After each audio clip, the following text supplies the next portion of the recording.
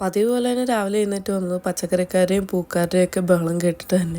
ഇവിടെ രാവിലെ പച്ചക്കറിയും പൂവൊക്കെ കൊണ്ടുവരും കേട്ടോ.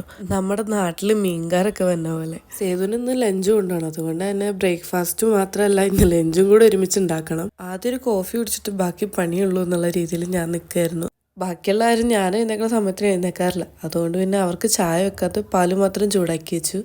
ഓയിൽ തീർന്നിട്ടുണ്ടായിരുന്നു, അത് ഓർഡർ ചെയ്തപ്പോൾ തന്നെ വന്നു. വീട്ടിലധികം പേർക്കും ഇഷ്ടമല്ലാത്തതാണ് അച്ചിങ്ങ. അത് ഉണ്ടാക്കിയാട്ടോ മടുത്തു പോയതാണ്. അപ്പോൾ ഇന്ന് ഒരു വെറൈറ്റിക്ക് വേണ്ടിയിട്ട് ഞാൻ ഉണക്കച്ചെമ്മീൻ ഇട്ട് വെക്കാമെന്ന് വിചാരിച്ചു. ചോറ് അപ്പത്തേനും അടുപ്പിൽ വെച്ചിട്ട് നമുക്ക് ബാക്കിയുള്ള പണി തുടങ്ങാം. വെളിച്ചെണ്ണ ഒഴിച്ച് കടുക് പൊട്ടിച്ച് വെളുത്തുള്ളിയും 2 സവാളയും 3 പച്ചമുളകും കൂടി ഇട്ട് കൊടുത്ത് നല്ലപോലെ ഒന്ന് വഴറ്റിയെടുക്കാം. ഇതും ഒന്ന് വഴണ്ട് വരുമ്പോഴത്തേനും 1 ടേബിൾ സ്പൂൺ മുളക് പൊടിയും 1/4 ടേബിൾ സ്പൂൺ മഞ്ഞൾപ്പൊടിയും കൂടി ഇട്ട് നല്ലപോലെ ഒന്ന് പച്ചമണം പോണ വരെ ഒന്ന് വഴറ്റിയെടുക്കാം. അതിലേക്ക് 1/4 കപ്പ് ഉണക്കച്ചെമ്മീനും കൂടി ഇട്ടിട്ട് നല്ലപോലെ ഒന്ന് റോസ്റ്റ് ചെയ്തെടുത്ത ശേഷം നമ്മുടെ അച്ചിങ്ങ അതിലോട്ട് ഇട്ട് കൊടുത്ത് നല്ലപോലെ മിക്സ് ചെയ്ത് കുറച്ച് ഉപ്പും കൂടി ഇട്ട് കൊടുത്ത് മൂടി വെച്ച് നമുക്ക് വേവിച്ചെടുക്കാം. അപ്പം അത്രയുള്ള അച്ചിങ്ങ അവിടെ റെഡിയാവും.